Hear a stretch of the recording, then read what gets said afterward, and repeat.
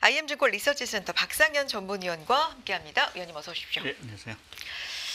간밤에 미증시 양상만 봐도 상당히 어지럽다라는 예. 생각이 듭니다. 일단 매일매일 관세에 우리가 주목하고 있는 건 사실이고요. 그런데 또 어떤 얘기가 나오냐면 캐나다와 멕시코의 관세 경감을 고려해서 내일 발표할 수 있다. 또 지금 이런 얘기가 나오고 있기 때문에 지금 어떤 상황인 겁니까? 그래서 뭐 저도 모르게 딱 집어서 어떤 상황이라고 이게 단정적으로 말씀드리기는 어렵고 콕 집어 말하기 상당히 좀 어려울 정도로. 뭐 트럼프 대통령의 속내를 사실은 정확히 뭐 저희가 이제 트럼프 대통령의 어떤 관세 정책이라든지 이런 것들은 뭐 예상은 했지만 네. 사실은 뭐 이렇게 뭐 매일 하루하루 뒤집듯이 뭐 얘기할지는 사실은 조금 뭐 예상 바뀐 부분들이고요. 또 1기 당시와 조금 저 개인적으로는 좀 그 2기 당시 그 트럼프 대통령의 정책을 보게 되면 좀 차이점이 좀 있다라고 좀 보는데 1기는 그때 대중국 어떻게 보면 때리기 관세 정책의 어떤 포커스를 좀 맞추니까 철저하게 어떤 상업주의의 논리에 의해서 사실은 이제 관세 정책이 추진됐다라고 보게 되면 최근에 그 트럼프 대통령의 뭐 관세 정책뿐만 아니라 뭐 TV에도 나온 젤렌스키 대통령과 그런 어떤 그 정상회담 파행 뭐 이런 것들을 보게 되고 또 여러 가지 트럼프 대통령의 지금 모습들을 보게 되면 약간 제국주의 성향도 사실은 좀 보이는 듯한 모습. 뭐 정말 미국만을 위한 미국의 어떤 패권만을 위해서 뭐 동맹국 자체도 뭐 결국은 내버릴 수도 있다라는 어떤 그러한 어떤 제국주의 성향과 또 한편에서 보면 지금 뭐 이제 관세 문제에 대해서도 뭐 협상에 따라서는 또 이제 관세를 또 완화할 수도 있다라는 어떤 뉘앙스를 계속 풍기면서 그렇죠.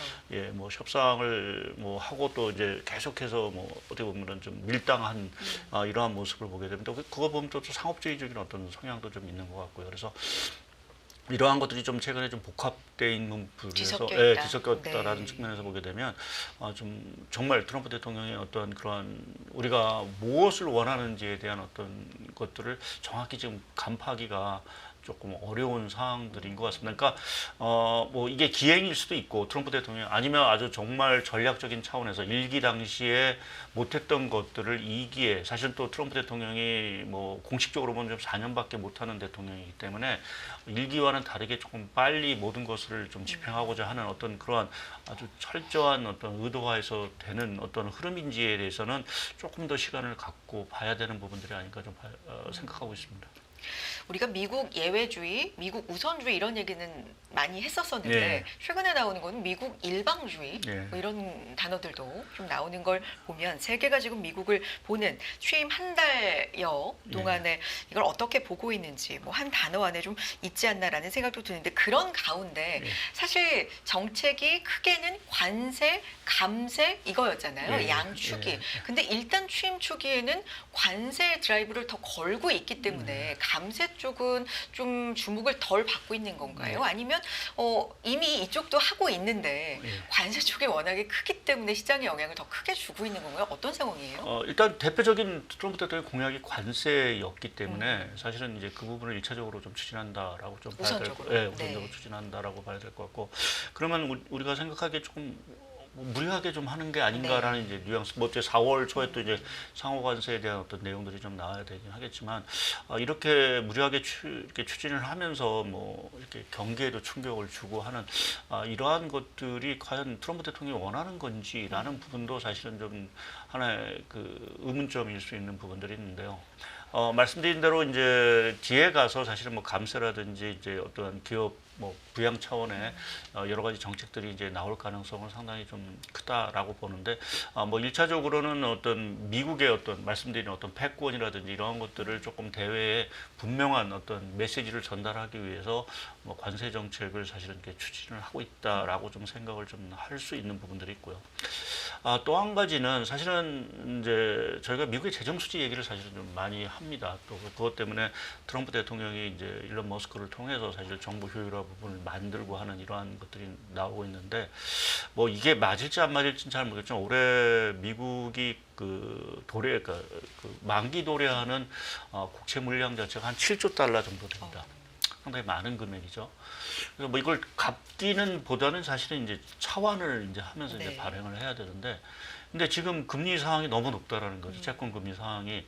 그러면 이제 미국 입장에서는 좀 낮은 금리로 사실은 어떤 이 채권을 상환을 해야 될 필요성이 있다라고 하면 초기의 관세 정책 뭐 이런 것들을 통해서 오히려 좀 최근에 보면 금리가 많이 들었죠. 네. 뭐 아무래도 미국의 침체 얘기가 다시 네네. 나오고 하니까 뭐 그러한 의도도 사실은 좀 일부 포함될 수도 있다라는 좀 생각을 좀 할 수 있는 것 같습니다. 그래서 말씀드린 대로 지금 미국 정부, 그러니까 트럼프 대통령을 포함한 지금 2기 내각 자체가 어떤 부분에 좀 관심을 갖고 있는지라는 부분이 좀 중요한 부분들인데 개인적으로는 이 재정 수지 부분에 대한 어떤 그 생각들이 상당 부분 좀 최근에 정책들이 좀 녹여 있는 부분들이 아닌가. 그래서 말씀드린 뭐 관세 인상 뭐 이런 것들을 통해서 뭐 그게 관세 수입이 뭐 당장 크게 도움은 안 되긴 하겠지만 이러한 것들도 하나의 어떤 방안이 될 수 있는 부분들이고 또 이제 가상화폐를 뭐 전략 비축 자산으로 비축하겠다라고 얘기하는 그렇죠. 이러한 네. 맥락 자체도 보게 되면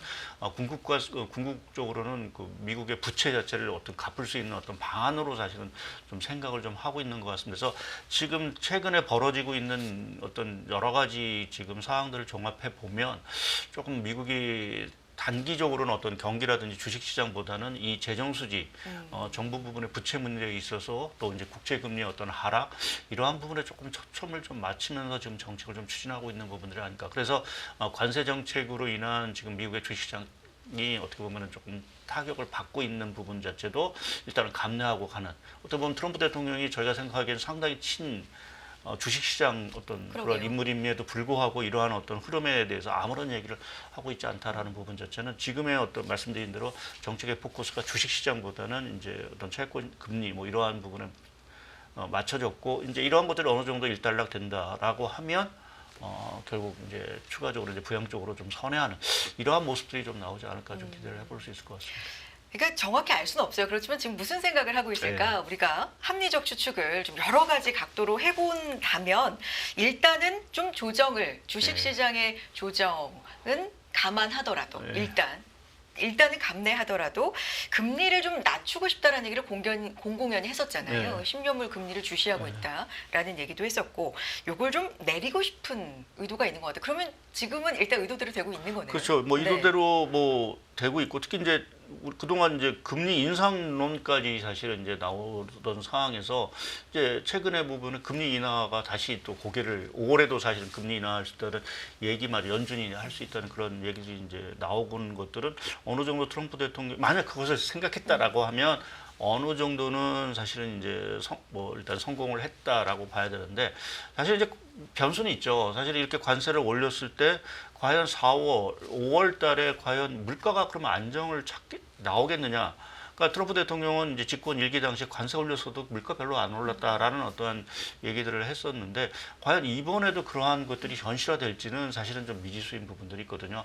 특히 이제 공급망 측에서 아무래도 이제 멕시코라든지 또 캐나다 이러한 쪽에 상당 부분 이제 공급망을 의존하고 있는 대표적으로 자동차 같은 경우 당연히 수입 물가가 올라갈 수밖에 없는 부분들은 결국 3, 4월 물가에 당연히 반영이 될 수 있는 그러한 여건이기 때문에 그렇게 보면 좀 물가 리스크는 저희가 한번 또 체크를 해봐야 되는 부분들이고요. 뭐 그러한 관점에서 뭐 오늘 밤에 또 어떤 얘기가 될지 모르겠지만 지금 상무부 장관이 캐나다하고 멕시코에 대한 어떤 관세 타협안을 다시 발표하겠다라고 얘기하는 것들이 뭐 그러한 것들도 좀 고려하는 어떤 차원들이 아닌가라는 쪽에 좀 생각을 해볼 수 있을 것 같습니다. 미국 경기가 좀 안 좋아질 가능성, 물가는 높은데 경기는 좀 안 좋아진다. 스태그플레이션, 뭐 트럼프 세션, 뭐 이런 새로운 용어도 좀 있던데 이런 부분들을 지금 뒷받침하는 사실 소프트 데이터라고 하나요? 이런 것들이 지금 지속적으로 좀 나오잖아요. 그리고 GDP 같은 경우도 역성장 쪽으로도 지금 연속해서 좀 나오기도 하고 이런 부분은 역시 관세 영향이 제일 큰 건가요? 뭐 아무래도 심리적인 영향이 좀 크다라고 좀 봐야 될 것 같고요.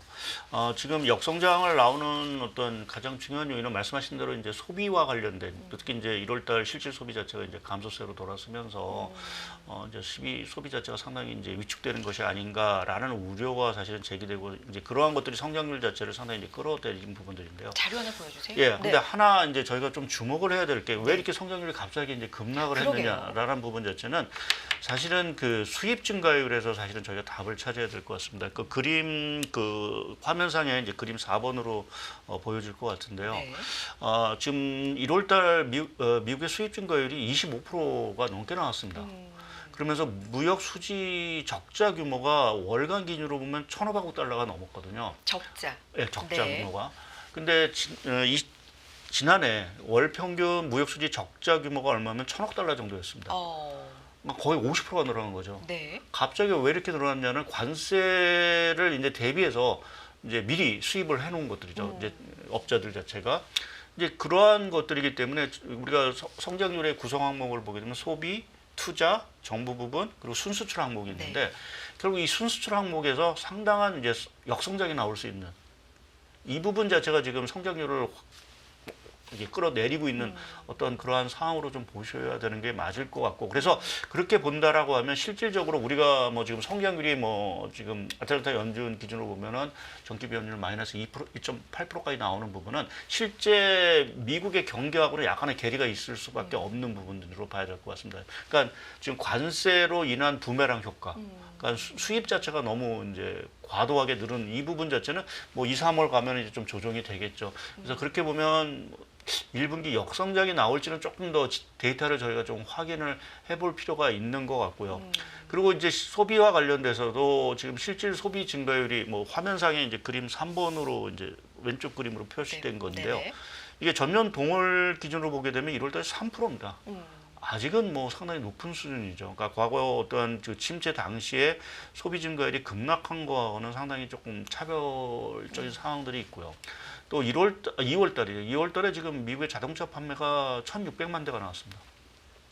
우리가 정상적으로 그러니까 미국의 어떤 자동차 판매의 어떤 정상적인 레벨 기준 자체, 그러니까 한 1,600만 대 정도로 보거든요. 그러니까 그동안은 이제 1,600만 대 이하에서 주로 팔렸고 그렇게 보면은 아직 수요 자체가 죽었다라고 보기는 사실은 좀 어려운 상황들입니다. 그래서 이런 것들을 종합해 보면 최근에 어떤 지표 자체가 조금은 부진한 거는 뭐 사실인 부분들이긴 하지만 지금 뭐 우리가 얘기하는 스태그플레이션 뭐 이러한 것들을 우려할 단계는 아닌 상황들이고요. 또 실제 사실은 저는 스태그플레이션이라는 용어를 자체를 좀 쓰기가 좀 이제 잘 안 쓰려고 하는 이유 자체가 사실 우리가 스태그플레이션 하면 기본적으로 물가와 물가 상승과 경기 침체가 동반되는 현상이기 그렇죠. 때문에 금리가 사실은 급등을 해야 되는 게 사실은 정상입니다. 근데 지금 상황을 보게 되면 오히려 금리는 떨어지고 있다라는 부분에서 보게 되면 뭐 우리가 조금 스태그플레이션이라는 용어 자체를 뭐 물가 리스크가 잠재하고 있긴 하지만 조금 뭐 앞서가는 어떤 표현들이 아닌가. 그러니까 우리가 대표적으로 2022년에 겪음을 했죠. 미국의 물가가 9%씩 올라가고 뭐 성장률이 그렇죠. 이제 이러한 것들이 사실 스태그플레이션이지 지금 상황은 스태그플레이션으로 얘기하기보다는 사실은 정책적인 노이즈 이러한 것들로 인한 일시적인 어떤 경기 둔화 이 정도로 사실은 좀 판단하는 게 좀 맞지 않을까 좀 보고 있습니다. 그럼 지금 상황은 심리는 굉장히 좀 안 좋아져 있는 건 맞는 것 같고 네. 두려움이라고 할까요? 네. 미래에 좀 그렇게 될 것이다. 물가도 튈 가능성이 있어. 경기도 좀 안 좋아질 가능성이 있어. 이 정도가 좀 안 좋게 나오는 거지. 그렇죠. 현실로 확인되는 건 아직은 예, 없다. 물론 이제 지표 안 좋은 거는 이제 특히 이제 소비자 입장에서 네. 보게 되면 최근에 뭐 대표적으로 겨랑 가격이 이렇게 급등을 하고 네네네. 뭐 지금 천연가스 가격이 이제 뭐 어. 각국이 다 미국산 천연가스 사겠다라고 이제 협상 카드를 내놓기 때문에 유가는 떨어지고 있지만 천연가스 네. 가격은 오르는 이러한 현상이 나오고 있는 이러한 상황이 체감적으로는 소비를 이제 위축시킬 수 있는 어떠한 그러한 요인이고 또 하나 이제 가장 부정적인 거는 이제 일론 머스크 자체가 이제 그 구조조정을 하면서 공무원들이 이제 해고되는 건수 자체가 그렇죠. 상당히 늘어난다라는 부분 자체는 뭐 아무래도 고용 데이터 이러한 것들에는 좀 부정적인 영향을 미칠 수밖에 없기 때문에 그러한 것들이 조금 부정적일 수 있는 부분들은 있긴 하지만 나머지 지표들을 보게 되면 뭐 아직 미국 경기 침체 뭐 이거를 얘기하기에는 이르다. 예, 저는 이르다는 네. 좀 생각을 하고 있습니다. 그렇다면 지금의 하락 같은 경우는 좀 불안감에다가 네. 많이 올랐던 데에 대한 차익 실현 욕구가 있었는데 네. 핑계가 좀 더해졌다 뭐 이 정도로 그러면 좀 더 가능성 높게 봐야 되는 건가요? 예, 저는 그렇게 좀 판단을 하고 있고요. 사실 지금 최근에 주가 시장, 주식시장 흐름을 보게 되면 미국 주가는 조정을 좀 받고 있는 반면에 뭐 여타 지금 유럽이라든지 중국 주식시장은 미국보다는 상당히 양호한 네. 올해 또 수익률 전체적으로 보면 아직도 상당한 좀 플러스율을 보이고 있다라는 부분 자체는 만약 미국 경기가 정말 침체가 되고 안 좋다라고 하면 사실 전 세계가 이렇게 주식시장이 차별화되기는 사실 좀 어렵다라고 저는 생각을 하고 있습니다. 그러니까 그렇게 보면 미국 시장의 조정이라는 부분 자체는 말씀드린 이 빅테크 뭐 지금 매그니피션트 세븐에 대한 어떤 고평가 논란, 뭐 과열 논란, 뭐 이러한 것들이 조금 이제 관세 리스크로 인해서 좀 차익 실현 뭐 이러한 쪽으로 좀 간 부분들인 것 같고요. 또 거기에 이제 당분간 뭐 지금 이런 미국의 어떤 지표라든지 이런 것들이 좀 부진하다 보니까 조금은 좀 지표가 개선되는 쪽으로 자금들이 조금 흘러가는 이러한 모습으로 사실은 좀 보는 부분들이 맞지 않을까. 그러니까 달러 지수가 아마 그거를 대표적으로 보여주는 것 같습니다. 오늘도 달러 지수가 뭐 여러 가지 요인이 있긴 하겠지만 지금 당초 우리가 슈퍼 달러를 얘기했지만 최근에 105선까지 사실은 떨어진 상황들이고 네.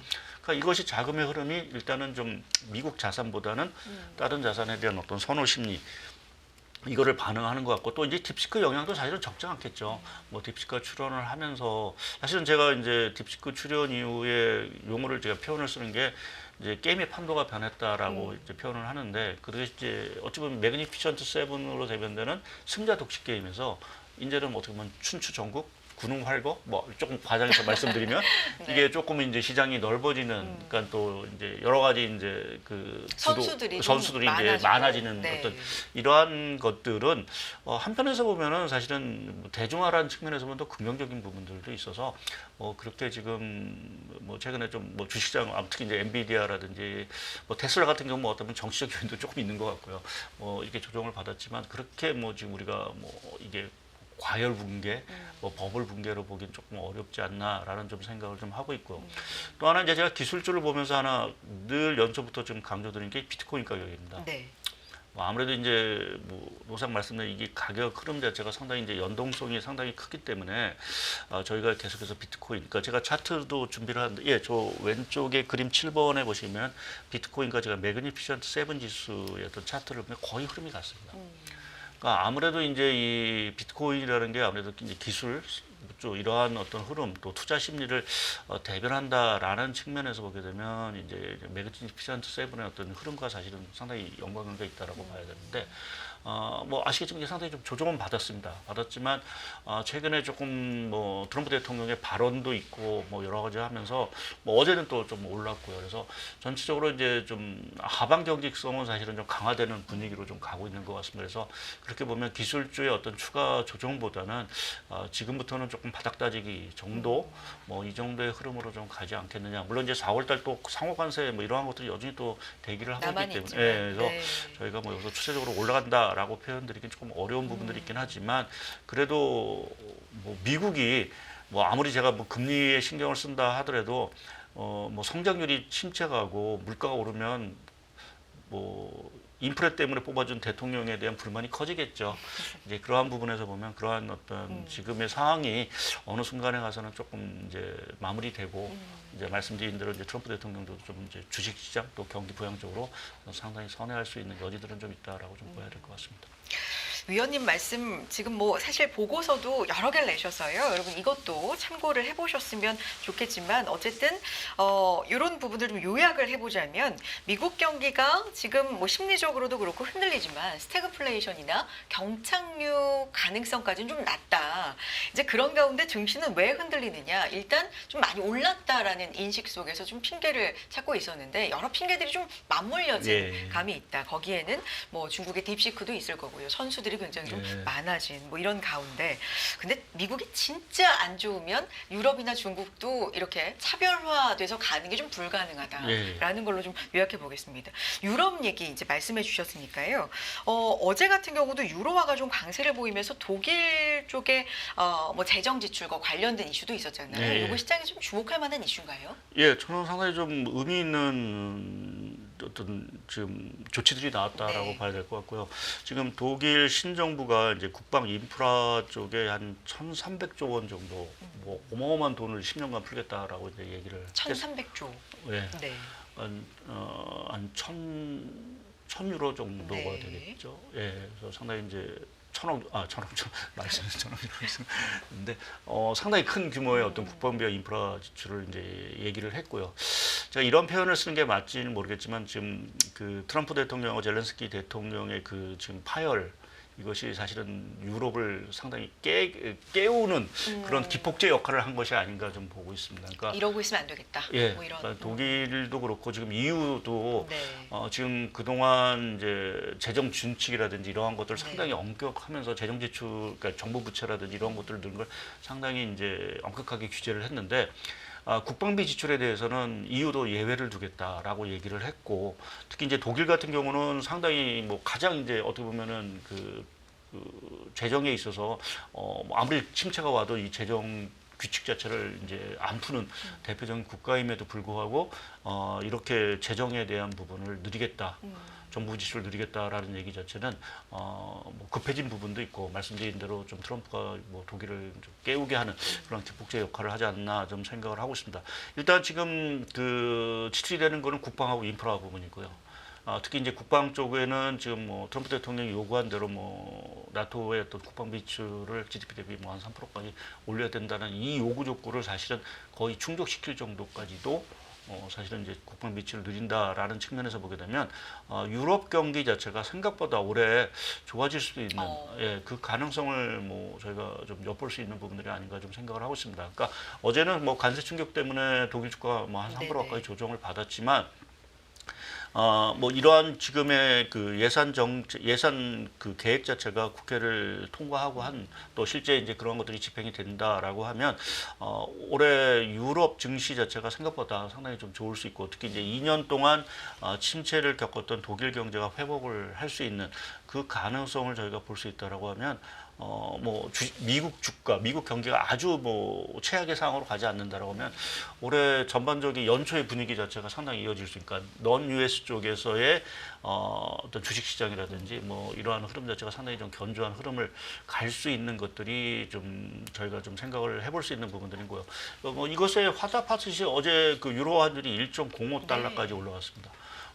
상당히 기대감이 있다라고 좀 봐야 될 것 같고요. 그래서 지금 미국은 관세로 뭐 여러 가지 지금 압박을 주고 있는 것이 뭐 미국은 약간의 부메랑을 뭐 이미 좀 맞고 있지만 뭐 그것이 다시 이제 독일이라든지 뭐 다른 중국으로 이제 관세 리스크가 뭐 퍼질지는 모르긴 하겠지만 그거를 대응하기 위한 각국의 어떤 디프레이션 정책, 그러니까 경기 부양 정책 자체는 한층 강화될 수 있다. 그것이 독일뿐만 아니라 오늘 이제 전인대에서 이제 중국도 이제 네. 뭐 성장률이라든지 재정 정책 자체를 발표를 할 텐데 그 부분에서도 생각보다는 사실은 조금 공격적으로 뭐 수치라든지 이런 것들을 좀 제시하면서 뭐 자강론 쪽으로 사실은 좀 다가갈 수 있는 그 가능성 상당히 좀 커졌다라고 좀 평가할 수 있을 것 같습니다. 중국 말씀을 이제 해주셨으니까 양회 진행 중이고 어떤 정책이 나올까, 어떤 언급이 나올까 지금 좀 주목을 하고 있는 상황인데 중국 경제에 대해서요, 예. 위원님 좀 톤이 예. 중국 경제를 바라보는 톤이 좀 달라졌다라는 게 느껴지는데 네. 사실 몇 년 전으로 좀 돌아가서 생각하고 중국 경제에 대해서 어떤 키워드들이 나왔을까 생각해 보면 헝다 있었고요, 예. 뭐 부동산, 예. 중국 경제 큰일 났다, 뭐 공동부유, 소비 안 산다. 굉장히 이제 큰일 난 것만 같은 키워드들 일색이었는데 이게 어느 순간 몇 달 사이 좀 톤이 바뀌었거든요. 어떤 변화가 있는 겁니까?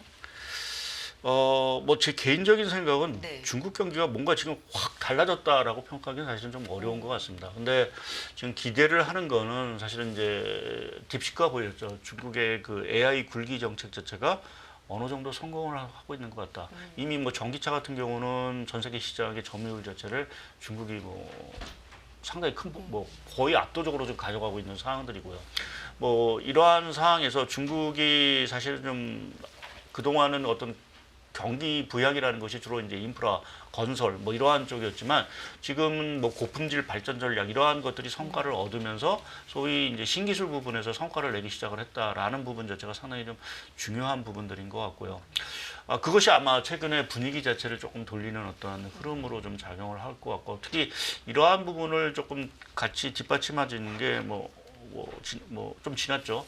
그 시진핑 국가주석이 그 민영 기업 포럼에 나와서 공동부유보다는 선불원 쪽, 그러니까 그동안 같이 잘 살자라는 쪽에서의 어떤 모습 그러한 것을 강조하다가 갑자기 일부 몇 사람이라는 표현보다는 일부 기업들이 뭐 이렇게 또 먼저 잘 살면서 그 뭐 이렇게 네. 나눠줘라는 과거 이제 성장 주도형의 어떠한 그러한 좀 부가 흘러가는. 예, 네. 뭐 이러한 쪽을 좀 강조하기 시작했다는 네. 얘기는 정책적으로 보면 규제라든지 뭐 이러한 성장 지향적인 어떤 정책을 강화하겠다라는 부분으로 저희가 해석할 수 있는 부분들이 있어서 아마 그 부분을 시장이 조금은 좀 기대를 좀 하고 있는 눈치가 아닌가 좀 보고 있습니다. 정말 옛날부터 이제 해온 얘기지만 메이드 인 차이나가 주는 우리가 느낌 이미지가 예, 있잖아요. 예. 근데 이제 그게 요즘은 메이드 인이 아니라 뭐 IT 네. 해서 진짜 차이나 쪽이 좀 IT 쪽으로 많은 관심을 받고 네 이게 진짜 뭐 용어를 통해서도 좀 알 수 있고요. 말씀해 주셨던 그게 신질 생산력이죠. 예, 고품질 발전 전략 뭐 이런 뭐 고품질? 여러 가지 어. 뭐 용어는 사실은 뭐 다양한 용어가 있는 것 그러니까 같습니다. 예전에는 싸게 질이 낮고 아, 예. 뭐 이런 거였는데 이거를 고품질로 그러니까 고효율로 고부가치, 어. 고부가치 산업 자체를 육성하겠다라는 게 이제 기본적인 어떤 그걸 한 생각이었고. 2023년에 시진핑 주석이 얘기를 했는데 이제 그런 방향이었는데 이게 좀 성공하고 있는 것 같다. 예, 뭐 거의 이제 특히 이제 5개년 계획 중에 올해가 이제 마지막 해인 거고 네. 그 굵기 정책의 제조 굵기 정책에 어떻게 보면 이제 이정표를 뭐 찍을 수도 있는, 그러니까 뭐 중국 입장에서는 그러한 것들이 최근에 AI 어떤 성과, 전기차 성과로 사실은 나오고 있어서 이번 전인대에서도 아마 그러한 부분을 상당히 강조하는 것들이 많이 나오지 않을까. 특히 이제 민간 기업이라든지 AI에 대한 어떤 육성 정책, 뭐 이러한 또 거기에 대한 R&D 투자 확대, 뭐 이러한 부분이 아마 좀 초점을 맞추지 않을까 좀 생각을 하고 있어서 중국 경제에 대해서 말씀드린 대로 이게 모든 게 좀 좋아지는 이러한 흐름이 아니라 지금 중국을 뭐가 접근할 때는 사실은 조금 업종별로 좀 접근을 저는 해야 되지 않겠느냐라는 쪽에 좀 생각을 좀 하고 있습니다. 그러니까 아직 중국이 뭐 내수 뭐 정책 이러한 것들을 여전히 좀 강조를 하고 있지만 실제적으로 내수 부분에서 딱히 그렇게 뭔가 뚜렷한 회복 조짐은 사실은 좀 보이고 있지 않아서 중국이 뭐 정말 좋아질 거라고 말씀드리기는 좀 어렵고, 특히나 관세를 사실은 지금 뭐 한 달 사이 20%나 넘게 지금 미국 수출할 때 저희가 지불을 해야 된다는 부분 자체는 아무래도 중국 제조업에도 상당히 좀 부담이 될 수밖에 없는 부분들이기 때문에 그러한 측면에서 보면 중국을 접근하는 데 있어서는 조금 선별적인 접근 자체가 좀 필요하지 않을까 좀 보고 있습니다.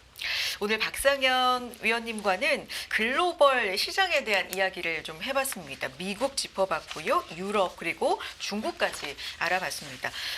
저희가 이제 중국 얘기는 여기서 마무리하지만 뒷부분에서 중국 관련된 이야기들 또 이어갈 예정이니까 함께해 주셨으면 좋겠습니다.